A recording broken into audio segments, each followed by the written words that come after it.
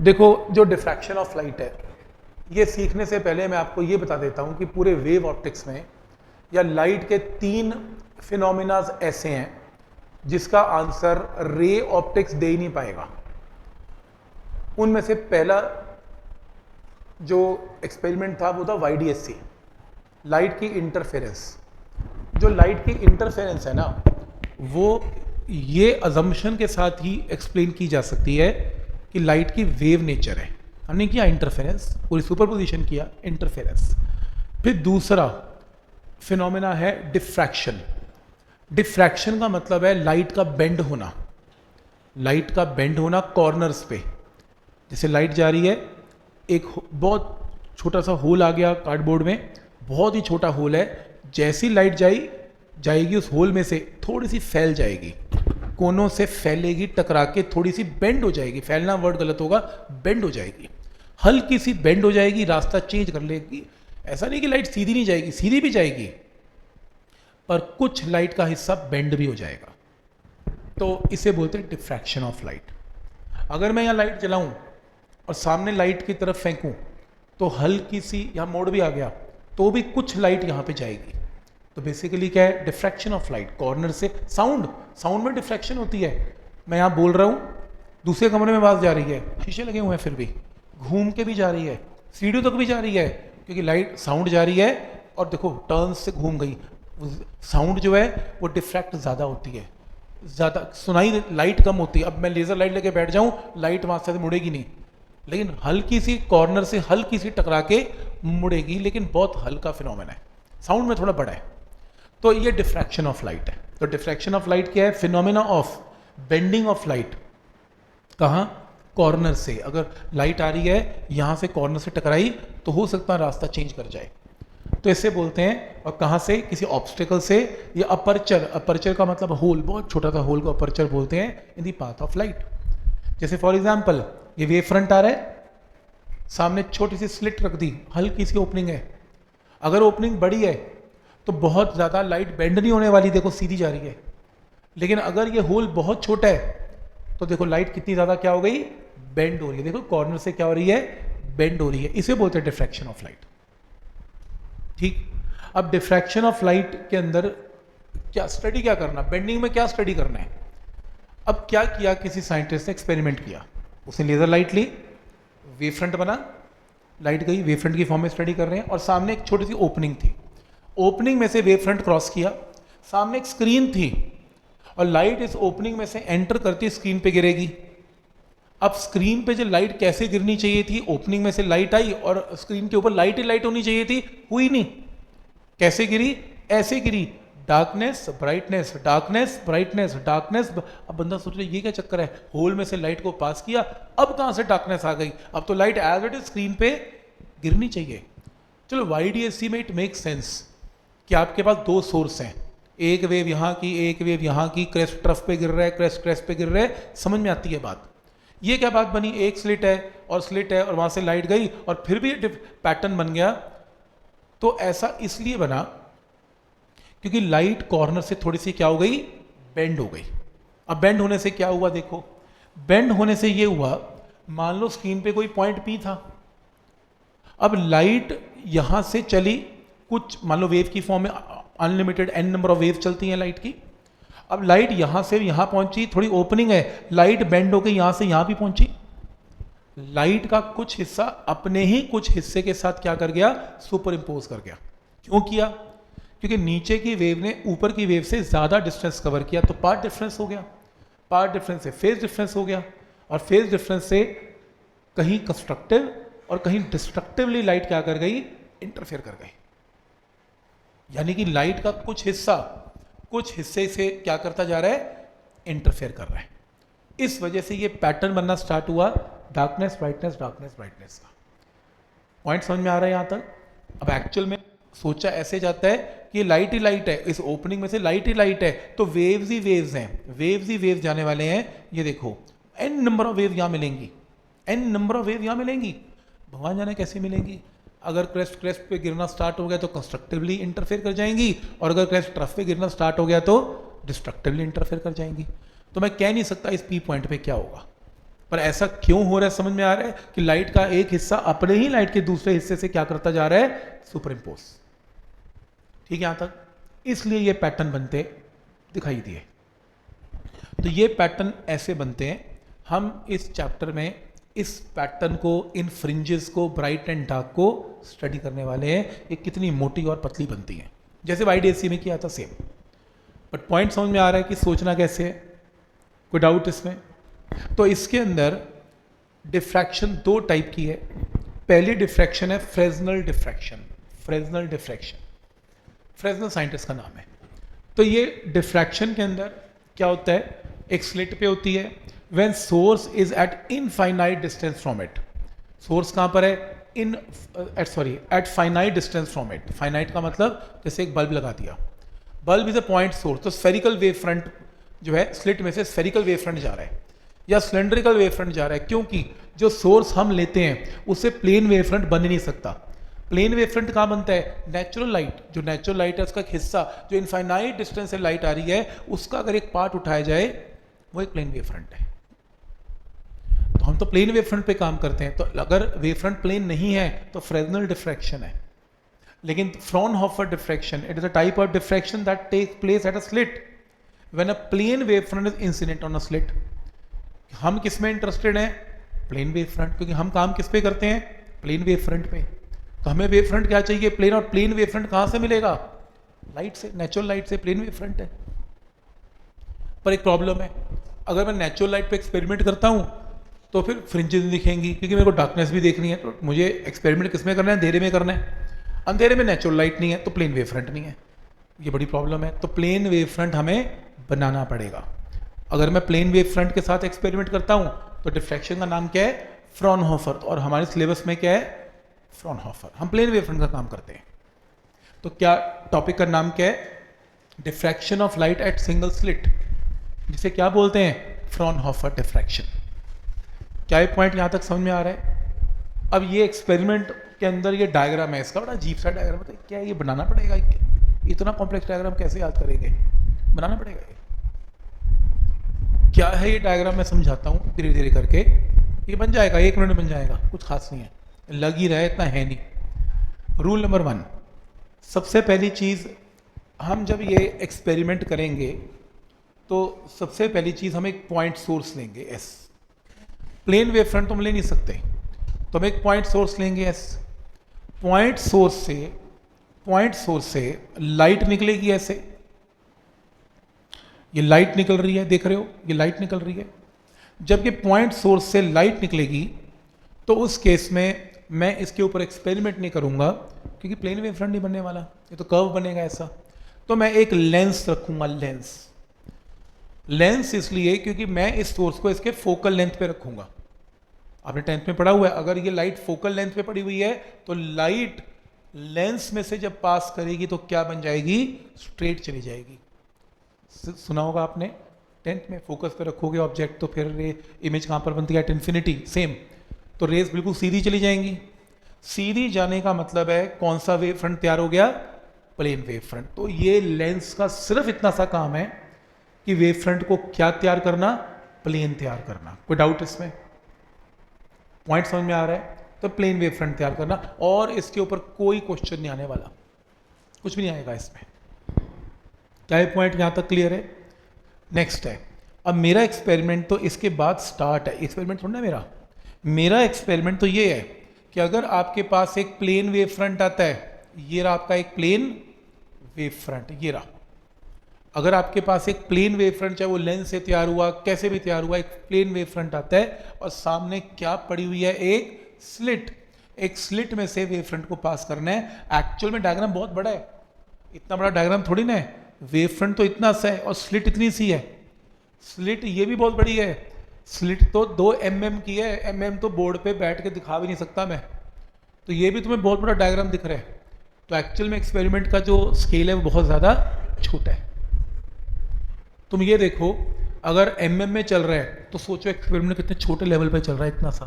पता नहीं साइंटिस्ट कैसे अंदर घुस के उसके स्क्रीन पे फोटो खींच के कैसे डिफ्रैक्शन पैटर्न देखा है। मैं तो ये सोच रहा हूँ कि वो इतने mm के अंदर भी देख रहा है, मतलब इतना फ्री कैसे बैठ सकता है कि इस लाइट देखूंगा, अंदर डार्कनेस ब्राइटनेस दिख रही है, उसे ब्राइटनेस दिख रही। अब देखो वहां से पकड़ के लाया है ये, तो उसने स्केल करके दिखाया, इसे बड़ा करके दिखाया। पॉइंट समझ में आ रहा है यहाँ तक? ये छोटे, बहुत छोटे लेवल पे एक्सपेरिमेंट है। तो हुआ क्या, ये वेव फ्रंट आया, जब ये वेव फ्रंट आया तो ये इस स्लिट को टच करेगा, ये वेव फ्रंट जो है ये इस स्लिट को टच करेगा, वेव फ्रंट में लाइट आई, स्लिट को टच करेगी, इसके कॉर्नर्स को टच करेगी। ये मान लो स्क्रीन है, कुछ पार्ट ऑफ लाइट सीधी निकल आई, बिल्कुल बेंड नहीं हुई। देखो लाइट है, लाइट तो हर तरफ जाएगी, कुछ पार्ट तो बिल्कुल बेंड ही नहीं हुआ, सीधी चली गई। जो सीधी गई, और अगर मैं यहां पर एक लेंस लगा के इसको बेंड करवाऊं, तो मैंने ये देखा कि यहां से जो सीधी जा रही है बिना बेंडिंग के, लाइट बेंड हुई, जितना रास्ता ऊपर की वेव ने ट्रेवल किया उतना नीचे की वेव ने ट्रेवल किया, तो पाथ डिफरेंस इस वेव्स का और यहां से आने वाली वेव्स का सेम था। तो पाथ डिफरेंस तो था ही नहीं, जीरो हो गया पाथ डिफरेंस। तो यहां पर कौन सा पॉइंट है, ब्राइटनेस का पॉइंट है। ये ब्राइटनेस का पॉइंट है, इसको सेंट्रल मैक्सिमा बोलते हैं फिर से। तो सेंटर पॉइंट पर मिनिमम नहीं जनरेट होता, सेंटर पॉइंट पर इसमें भी मैक्सिमा जनरेट होता है। पहला पॉइंट क्लियर है, क्योंकि पाथ डिफरेंस क्या रहेगा, बिल्कुल जीरो, सिमेट्री के अंदर फिगर है, तो जो डिस्टेंस ऊपर की वेव ने ट्रेवल किया होगा वही डिस्टेंस नीचे की वेव ने ट्रेवल किया होगा। जैसे फॉर एग्जांपल इसके अंदर ये बोला जा सकता है कि अगर मान लो यहां से एक वेव आई, तो भाई यहां से भी एक वेव आई होगी सेम, जो कंस्ट्रक्टिवली इंटरफेयर करेगी। यहां से अगर कोई वेव आई तो यहां से भी वेव आएगी, कंस्ट्रक्टिवली इंटरफेयर करेगी। यहां से अगर वेव आई तो यहां से भी वेव आएगी, कंस्ट्रक्टिवली इंटरफेयर करेगी। और यहां पर क्या होगा, कंस्ट्रक्टिव इंटरफेरेंस। किसी ने पूछा सर ये कितनी वेव्स हैं टोटल, 4? नहीं, मैंने कहा पता नहीं, कहते 400, पता नहीं 4000, मुझे नहीं पता, मेरे को क्या पता कितनी वेव्स हैं इसमें। पर मैं ये बता सकता हूं कि अगर यहाँ कंस्ट्रक्टिव इंटरफेरेंस है तो n नंबर ऑफ वेव्स आई होंगी जो आपस में क्रेस्ट आधी वेव्स का क्रेस्ट आधी वेव के क्रेस्ट पे या ट्रफ पे गिर रहा होगा, और कौन से इंटरफेरेंस हो रही होगी, कंस्ट्रक्टिव। तो किसी ने पूछा फिर ये n नंबर ऑफ वेव कहां से आ रही हैं, मैंने कहा देख स्लिट में से आ रही हैं, यहां से यहां से यहां से यहां से यहां से, ये सब ऐसी वेव्स जनरेट होंगी। तो किसी ने पूछा इसका मतलब ये सोर्स हुआ वेव का, मैंने कहा हाँ ये सोर्स हुआ। तो फिर डिफ्रैक्शन का क्वेश्चन आता है कि डिफ्रैक्शन के अंदर कितने सोर्सेज हैं, आप बोलेंगे n नंबर ऑफ सोर्सेज हैं, क्योंकि इस पूरी स्लिट में जो लाइट है उसमें हर पॉइंट में से वेव जनरेट हो रही है, और जो यहां आके क्या कर रही है, इंटरफेयर। तो इसमें एक सोर्स नहीं है, इसमें n नंबर ऑफ सोर्सेज हैं। पॉइंट समझ में आ रहा है? वो पूछेगा YDSC में कितने सोर्स हैं, आप बोलेंगे 2, S1 एंड S2। डिफ्रैक्शन में कितने सोर्सेज हैं, आप बोलेंगे n, क्योंकि n नंबर ऑफ वेव्स आपस में क्या होती हैं, इंटरफेयर होती हैं। मुझे खुद नहीं पता कितनी वेव्स हैं, तो आपने n नंबर ऑफ वेव बोलना है। पॉइंट समझ में आ रहा है? ये पूछा जाता है। तो YDSC में कितने सोर्सेज हैं, सिर्फ 2, एक यहां से वेव, एक यहां से वेव, बात खत्म। इसमें कितने सोर्सेज हैं, n। लेकिन एक स्टूडेंट बोला कि सर ये तो एक्सपेरिमेंट YDSC में भी हो सकता था। मैंने कहा क्या? कहते एक स्लिट लो, आप माइक्रोस्कोपिक लेवल पे देखोगे स्लिट ऐसी दिखेगी, तो उसमें भी तो डिफ्रैक्शन होता था, हम निगलेक्ट करते थे, हमें डिफ्रैक्शन आती नहीं थी तो हमने ली नहीं। जबकि YDSC के अंदर क्या हो रही है, अंदर ही अंदर डिफ्रैक्शन भी हो रही है, हमने ली नहीं, हम डिफ्रैक्शन अलग पढ़ते हैं, फिर तो कंफ्यूजन हो जाएगी। पॉइंट समझ में आ रहा है यहाँ तक? तो हम सिर्फ YDSC पढ़ते हैं, उसमें निगलेक्टिंग डिफ्रैक्शन। तो आज हम डिफ्रैक्शन पढ़ रहे हैं, निगलेक्टिंग YDSC। तो पॉइंट नंबर 1 क्लियर। तो इसमें कितने सोर्सेज हैं, n। जब न्यूमेरिकल आएगा तो मिक्स होके आता है, बोला थोड़ा ना जाता है डिफ्रैक्शन का न्यूमेरिकल है कर दो, कुछ नहीं पता। वो कहेगा जी स्मॉल d ले लो, कैपिटल D ले लो, लैम्डा ले लो। आधे टाइम तो स्टूडेंट को ये नहीं पता लगता न्यूमेरिकल देख के डिफ्रैक्शन का है या YDSC का। और मजे की बात वो देता भी नहीं, YDSC डिफ्रैक्शन है, वो एक लाइन लिखता है, consider an experiment with a single slit. Single slit का मतलब डिफ्रैक्शन है। Consider an experiment with double slit, YDSC है। सिंगल स्लिट डबल स्लिट से पता लग जाता है, double slit YDSC, double slit experiment है, YDSC है। और अगर सिंगल स्लिट है तो डिफ्रैक्शन है, ऐसे पता लगेगा, नहीं तो पता नहीं लगेगा। कई लोग तो YDSC के फॉर्मूले लगाए जाते हैं, डिफ्रैक्शन में पता नहीं लगता क्या लगाया है, क्योंकि न्यूमेरिकल पहचान में नहीं आ पाता कभी कभी। पॉइंट समझ में आ रहा है यहाँ तक? ठीक है, अब शुरू करते हैं नेक्स्ट पॉइंट। ये समझ में आया यहाँ तक हो क्या रहा है? अगली पॉइंट की अगला इंपॉर्टेंट पॉइंट देखो। अगला इंपॉर्टेंट पॉइंट ये है, चलो ये तो मैंने वो बात की जिसकी बेंडिंग नहीं हुई, छोड़ दो इसे। अब इमेजिन करो कि आपकी लाइट बेंड हो गई, ज़्यादा भी हो सकती है, थोड़ी भी हो सकती है, बहुत ज़्यादा भी हो सकती है। तो मान लो ये लाइट थोड़ी सी क्या हो गई, बेंड हो गई।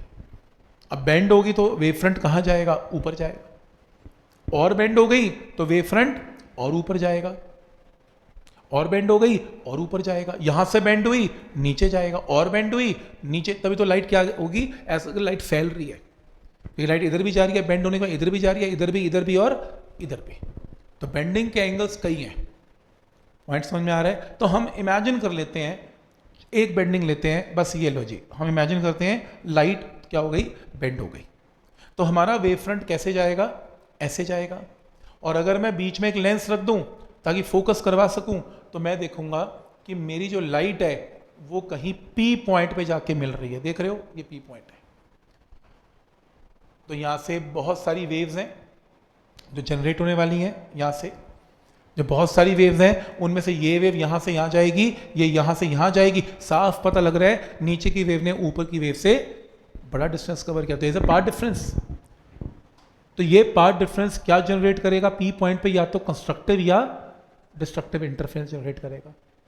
पर किसी ने कहा सर दो ही वेव्स है, मैंने कहा दो नहीं है, और कितनी है, ये देख, मैंने कहा ये भी है, ये भी है, ये भी है, ये भी है, ऐसी ये भी है, ये भी है। बस क्या था, मैं तो दिख नहीं रही, इमेजिन कर रहा हूं, ये तो एन नंबर ऑफ वेव्स हैं, ये तो 2 लाख भी हो सकती है, मेरे को पता नहीं कितनी है।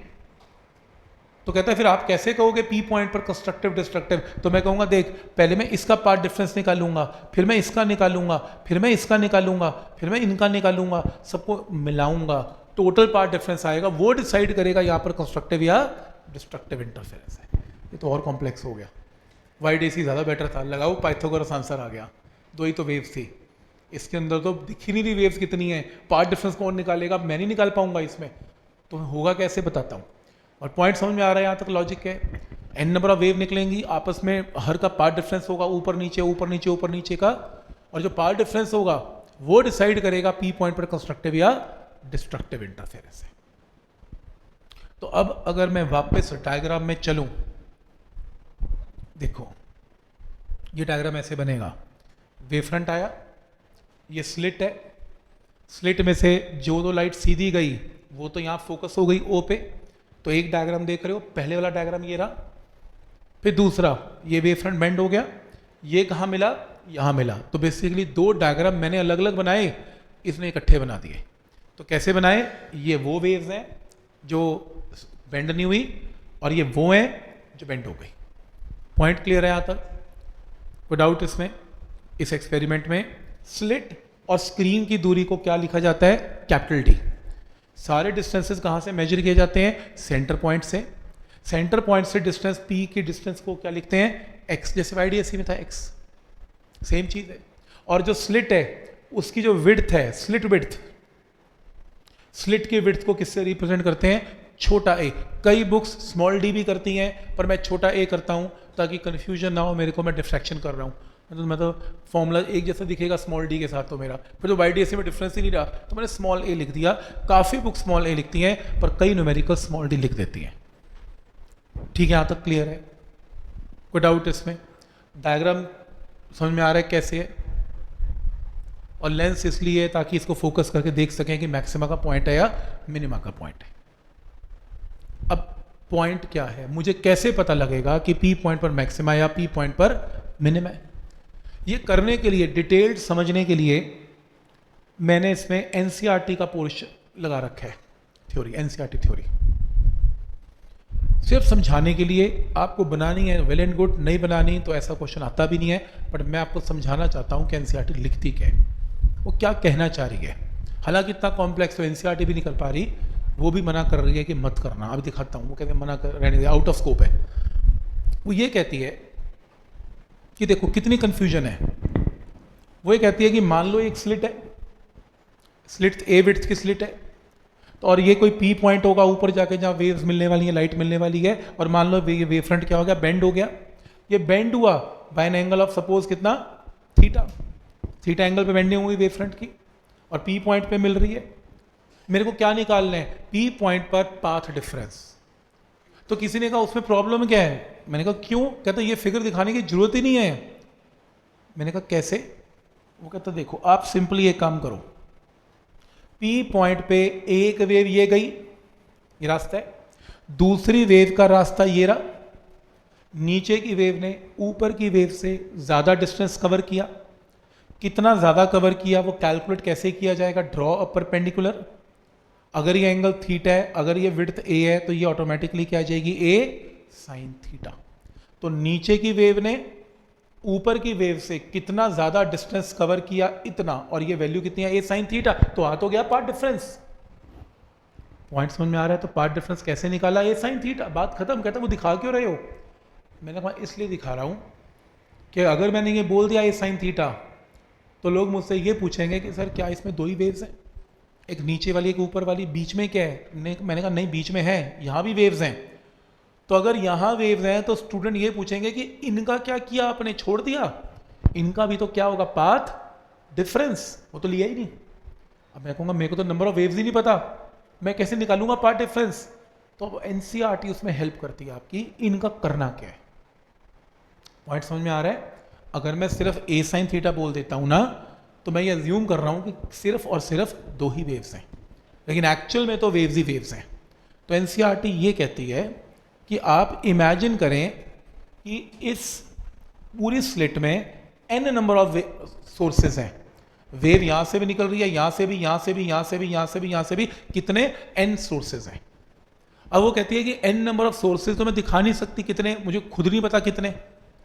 कहती है फिर दो ले लेते हैं, एक इस स्लिट के मिड पॉइंट में और एक इस स्लिट के मिड पॉइंट में, ये ले लेते हैं, दो ले लेते हैं, कोई भी दो ले लिए, और मान लेते हैं कि इनके बीच में जो डिस्टेंस है वो मान लो छोटा डी है।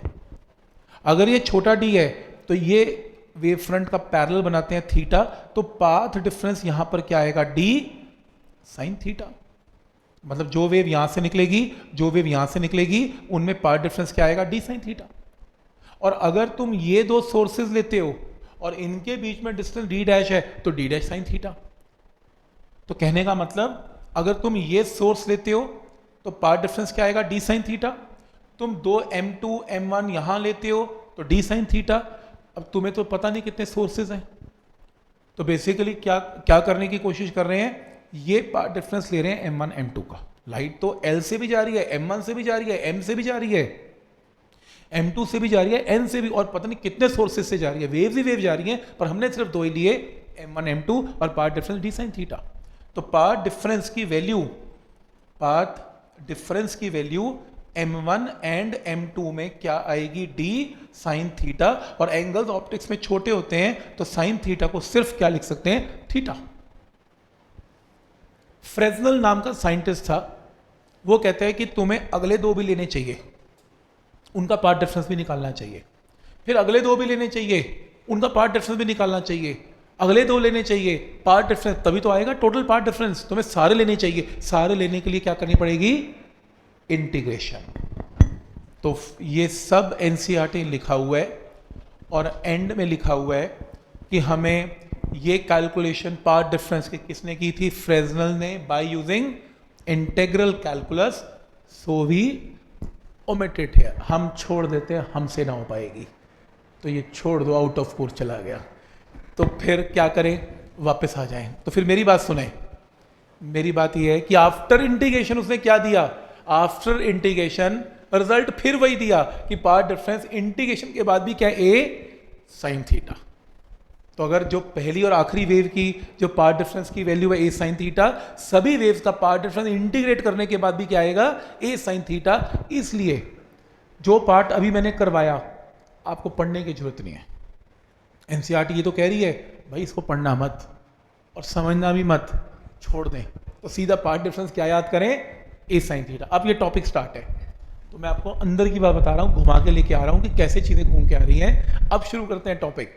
अब हम मान चुके हैं कि अब हमने याद कर लिया कि आफ्टर इंटीग्रेशन उसने पार्ट डिफरेंस क्या निकाला होगा? ए साइन थीटा। अब शुरू करते हैं।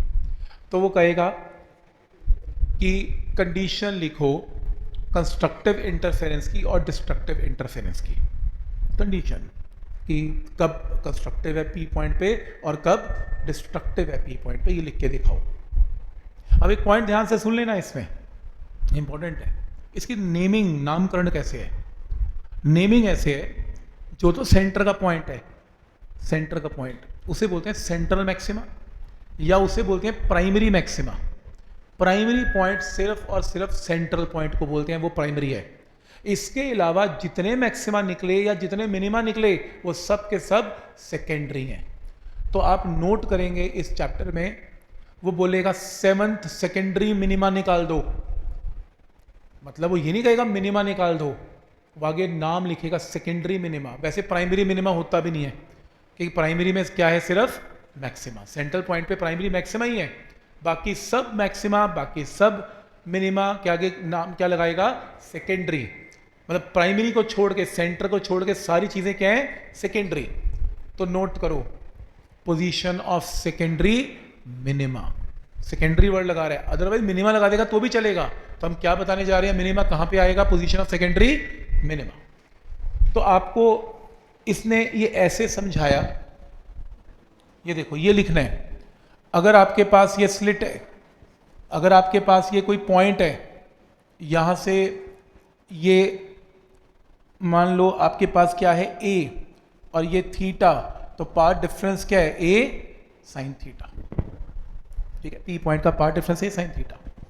तो वो ये बोलते हैं कि इफ अगर ए साइन थीटा, जो कि क्या है, पाथ डिफरेंस, अगर ये a sine theta path difference lambda के इक्वल है, ध्यान से समझना, लैम्डा के इक्वल है, तो a sine theta path difference lambda के इक्वल है, तो आपने ये एज्यूम करना है कि होल वेव, ये जो स्लिट है, ये स्लिट में जो वेव निकल रही है, स्लिट है, ये डायग्राम मेरा स्लिट है, इस स्लिट के दो हिस्से हैं, आप इसको दो हिस्सों में तोड़ लो। मैंने क्या बोला, अगर पार्ट डिफरेंस कितना है, ए साइन थीटा लैम्डा, तो लैम्डा को दो हिस्सों में तोड़ लो, lambda by 2 and lambda by 2। Lambda by 2 का क्या सिग्निफिकेंस है, लैम्डा का मतलब फेज में क्या होता है, पाई और 2 पाई, तो लैम्डा बाई 2 का मतलब क्या होता है, पाई। पाई की क्या खास बात है, पाई की एक खास बात है कि अगर दो वेव में फेज डिफरेंस पाई है, तो एक अगर क्रेस्ट घेर रहा है तो दूसरा ट्रफ घेरेगा, इसे बोलते हैं फेज डिफरेंस ऑफ पाई, ताकि डिस्ट्रक्टिव इंटरफेरेंस हो जाए। तो लैम्डा बाई 2 का मल्टीपल लेना है, तो वो कहता है इस स्लिट में वेव्स ही वेव्स हैं, और अगर टोटल पार्ट डिफरेंस इसका लैम्डा है, तो आप इस पूरे स्लिट में जो लाइट आ रही है उसको दो हिस्सों में बांट लें, सच दैट यहां और यहां पार्ट डिफरेंस लैम्डा बाई 2 है, और यहां पार्ट डिफरेंस कितना है, लैम्डा बाई 2 है।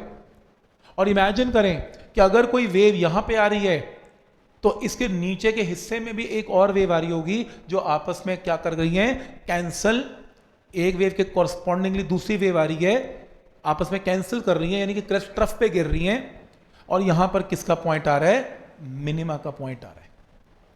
फिर उसने कहा कि अगर मान लो a sine theta path difference lambda की जगह 2 लैम्डा हो, फिर क्या करें, ये इजी लैंग्वेज से समझा रहा है, वो तो इंटीग्रेशन छोड़ दिया उसने। तो इजी लैंग्वेज ये है कि अगर एक स्लिट में पार्ट डिफरेंस इस कॉर्नर का 2 लैम्डा है, तो ये स्लिट के 4 हिस्से इमेजिन कर लें, 1 2 3 और 4, पूरी वेव को 4 हिस्सों में बांट लें, with the part difference of lambda by 2, lambda by 2, lambda by 2 and lambda by 2, such that अगर कोई वेव इस हिस्से में है, तो इसके कॉरस्पॉन्डिंगली इस हिस्से की वेव इसे कैंसिल करेगी, और इसकी वेव सारी इसे कैंसिल करेंगी, और ये फिर से पॉइंट क्या आएगा, मिनिमा। अगर ये पार्ट डिफरेंस 3 लैम्डा हुआ, तो 6 इक्वल हिस्सों में बांट लें, lambda by 2, lambda by 2, lambda by 2, lambda by 2, lambda by 2, lambda by 2, तो इवन हिस्सों में बांट लें, और आपस में क्या कर जाएं, सभी एक हिस्सा दूसरे को कैंसिल करते हुए पॉइंट क्या आएगा, मिनिमा। तो ए साइन थीटा अगर लैम्डा तो मिनिमा, 2 लैम्डा तो मिनिमा, 3 लैम्डा तो मिनिमा, n लैम्डा तो मिनिमा। ये देखो, अगर part difference a sine theta lambda, whole wave front can be divided into 2 equal halves, having a part difference of lambda by 2। तो ऐसे case में अगर 2 लैम्डा तो भी मिनिमा, 3 लैम्डा तो भी मिनिमा, 6 लैम्डा तो भी मिनिमा, तो a sine theta n lambda is condition for minima. लेकिन अगर ये ए साइन थीटा की वैल्यू, अगर ये ए साइन थीटा की वैल्यू, ए साइन थीटा की वैल्यू क्या आ जाए, 3 लैम्डा बाई 2, तो आप इस स्लिट के अंदर जो लाइट आ रही है उसको 3 हिस्से में बांट लें, पहला lambda by 2, lambda by 2 and lambda by 2, such that इस हिस्से की वेव इस हिस्से की वेव को क्या कर जाएगी, कैंसिल, और इसको कैंसिल करने वाला कोई हिस्सा बचेगा नहीं, इसलिए ये लाइट गिर देगा स्क्रीन पे, तो क्या पॉइंट आएगा, मैक्सिमा। ऐसी अगर ये पार्ट डिफरेंस 5 लैम्डा बाई 2 हो तो आप इसके कितने हिस्से करेंगे, 5 हिस्से कर लें। 5 lambda by 2 lambda by 2 lambda by 2 lambda by 2 lambda by 2, 4 हिस्से आपस में कैंसिल कर गए, 5वां कैंसिल नहीं हो पाएगा, मैक्सिमा। इसलिए आप नोट करें, इसने क्या बनाया, condition for secondary maxima. Primary में तो मैक्सिमा है ही है, इसके अलावा जो मैक्सिमा उसको क्या बोलते हैं, सेकेंडरी मैक्सिमा। तो ए साइन थीटा किसके इक्वल है, 3 लैम्डा बाई 2, 5 लैम्डा बाई 2 या फिर 2n + 1 × लैम्डा बाई 2, किसकी कंडीशन है, मैक्सिमा। आपने फॉर्मूले याद करने हैं। Part difference a sine theta होता है, अगर ये n लैम्डा है तो मिनिमा, अगर 2n + 1 लैम्डा बाई 2 है तो मैक्सिमा। आपको ये फील तो नहीं हो रहा YDSC के उल्टी कंडीशंस हैं, हो रहा है। जिनको YDSC की कंडीशन याद है, पार्ट डिफरेंस n लैम्डा पे क्या होता था, मैक्सिमा, इस पे क्या होता है, मिनिमा। याद करना कितना आसान हो गया, उल्टा बोल दो। और अगर पार्ट डिफरेंस ए साइन, उसमें डी साइन थीटा है, इसमें ए साइन थीटा है, तो ए साइन थीटा अगर ऑड मल्टीपल है तो पॉइंट क्या आएगा, मैक्सिमा। ये 2 फॉर्मूले आपने पहले याद करने हैं। आपसे पूरी कहानी लिखवाएगा वो, कंडीशन लिखवाएगा, डिफ्रैक्शन की कंडीशन लिखो मैक्सिमा और मिनिमा की, कौन सी, सेकेंडरी मैक्सिमा सेकेंडरी मिनिमा की। फिर उसके बाद क्या आएगा, width of central maxima. Important mark कर लो, आना है पेपर में, ये आएगा पेपर में। वो कहेगा डराइव करो width of central maxima. Central समझते हो, सेंटर पोलर पॉइंट। ये देखो, ये स्लिट है, स्लिट से लाइट आ रही है, ये क्या है, सेंट्रल पॉइंट है। सेंट्रल पॉइंट के वहां मैक्सिमा है, मैक्सिमा के बाद क्या आएगा, मिनिमा, ऊपर भी और नीचे भी। तो YDSC का सेम एक्सपेरिमेंट है। अगर मैं पहला मिनिमा निकाल दूं, फर्स्ट मिनिमा ऊपर निकाल दूं, फर्स्ट मिनिमा नीचे निकाल दूं, और मैं डिस्टेंस बता दूं, फर्स्ट मिनिमा का x है, इसका भी x है, तो टोटल विड्थ क्या आएगी, 2x। याद है 2x। इसको किससे रिप्रेजेंट करते हैं, बाय बीटा नॉट। समझ आ रहा है क्या निकल रहा है, width of central maxima, beta not क्या है, 2x। अब मेरे को क्या निकालना पड़ेगा, distance of first minima. Condition minima की क्या होती है, a sine theta n lambda, और फर्स्ट मिनिमा के लिए n की जगह कितना, 1। n को 1 पुट करेंगे मिनिमा में, तो ए साइन थीटा क्या आ गया, 1 लैम्डा। यहां से क्रॉस मल्टीप्लाई करके साइन थीटा क्या आ गया, लैम्डा बाय ए। एंगल छोटे हैं तो साइन थीटा को क्या लिख सकते हैं, theta is equal to lambda by a. अब जरा 1 मिनट के लिए डायग्राम को ध्यान से देखना। इस डायग्राम में ये डिस्टेंस कितना है, कैपिटल D, और P पॉइंट की दूरी क्या होती है, x। तो यहाँ पे थीटा छोटे होते हैं, तो tan थीटा भी थीटा लिखा जा सकता है। तो tan थीटा या थीटा एक ही बात है, क्या आएगा, x/d, x/d। ये देखो नीचे, तो मैंने क्या किया, साइन थीटा निकाल दिया लैम्डा बाय ए, और डायग्राम से थीटा, tan थीटा क्या है, x/d। इन्हें इक्वेट कर लें, इक्वेट करके किसकी वैल्यू आ गई, x की। ये डिस्टेंस आ गया पहले मिनिमा का, और सेंटर पॉइंट की विड्थ तो इससे डबल है, इसको 2 से क्या कर दिया, मल्टीप्लाई। तो ये विड्थ क्या आ गई, सेंट्रल मैक्सिमा की। इंपॉर्टेंट फॉर्मूला भी है, पेपर में भी आता है और ड्राइव करने को भी आता है। उसके बाद वो लास्ट में पूछेगा विड्थ ऑफ सेकेंडरी मैक्सिमा। अब ये किसकी विड्थ निकालनी हमने, सेंट्रल मैक्सिमा। अब किसकी विड्थ निकालनी है, सेकेंडरी मैक्सिमा। याद है फ्रिंज विड्थ, ये वही है। तो क्या करें, क्योंकि मैक्सिमा के बाद क्या आएगा, मिनिमा के बाद क्या आएगा, मैक्सिमा के बाद मिनिमा। अगर मैं आपसे ये करूं कि मुझे ये डिस्टेंस बताओ nth मिनिमा का और n-1th मिनिमा का, तो 2 मिनिमा के डिस्टेंस को माइनस करके बीच में क्या मिलेगा, मैक्सिमा। अब मुझे क्या निकालना है, विड्थ ऑफ सेकेंडरी मैक्सिमा।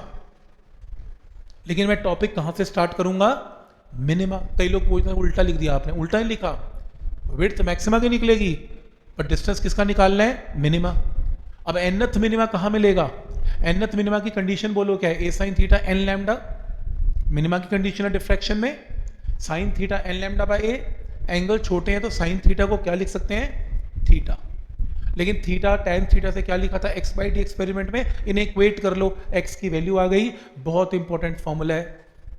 ये किसका डिस्टेंस आया, मैक्सिमा का, मिनिमा का, कंडीशन मिनिमा की है। तो क्या आया, nth मिनिमा निकालने का फॉर्मूला है कि P पॉइंट,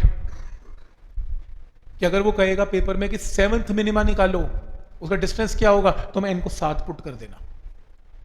फिफ्थ मिनिमा निकालना, तो मैं इनको फिफ्थ पुट कर देना। फॉर्मूला देखने में YDSC जैसा है, पर वो मैक्सिमा का डिस्टेंस था, ये उल्टा मिनिमा का डिस्टेंस हो गया। देखने में एक जैसा फॉर्मूला है, ठीक है। तो किसका डिस्टेंस आया? मिनिमा का। अंडरलाइन कर लो, मिनिमा का। पर मुझे किसकी विड्थ निकालनी है? ध्यान से देखो, सेकेंडरी मैक्सिमा। तो विड्थ बीटा किसकी निकल रही है? मैक्सिमा। तो मैं किन दो डिस्टेंस को माइनस करूं? nth मिनिमा और n माइनस 1th मिनिमा। दो मिनिमा को माइनस करेंगे तो विड्थ किसकी आएगी? मैक्सिमा। ध्यान आगे, nth मिनिमा का डिस्टेंस क्या है? n lambda d by a, अभी निकाला। और एक पहले क्या होगा? n की जगह n माइनस 1, इन्हें माइनस कर लेंगे तो विड्थ आ जाएगी, this is width of secondary maxima. मजे की बात है, आंसर मैक्सिमा का निकल रहा है और अंदर की थ्योरी सारी मिनिमा की चल रही है। और उसी तरीके से अगर मुझे विड्थ किसकी निकालनी है? सेकेंडरी मिनिमा, तो कंडीशन किसकी शुरू करेंगे? मैक्सिमा। अंदर की थ्योरी मैक्सिमा की स्टार्ट हो गई, क्योंकि मुझे n तो मैक्सिमा निकालना है। मैक्सिमा की कंडीशन क्या है? a sin theta 2n + 1 * lambda by 2। Sine theta निकाल लिया, क्रॉस मल्टीप्लाई, एंगल छोटा है तो थीटा आ गया, और एंगल क्या था? x by D, x dash by D, equate करके x डैश आ गया। बहुत इंपॉर्टेंट फॉर्मूला है ये, आपको डिस्टेंस बताएगा किसका? मैक्सिमा का। पेपर में आएगा 7th मैक्सिमा की हाइट बताओ, n की जगह 7 पुट कर देना, मैक्सिमा की हाइट आ जाएगी। तो nth मैक्सिमा का डिस्टेंस आ गया। अब मुझे विड्थ किसकी निकालनी है? मिनिमा। तो मैं nth क्या लूंगा? मैक्सिमा। और n माइनस 1th क्या लूंगा? मैक्सिमा। तो nth मैक्सिमा का डिस्टेंस, एक n की जगह n माइनस 1 रिप्लेस कर दो, एक पहले वाला डिस्टेंस, दोनों को माइनस करो, आंसर इसका भी क्या? Exactly same. तो दो मैक्सिमा के डिस्टेंस को माइनस करके बीच में किसकी विड्थ आएगी? मिनिमा।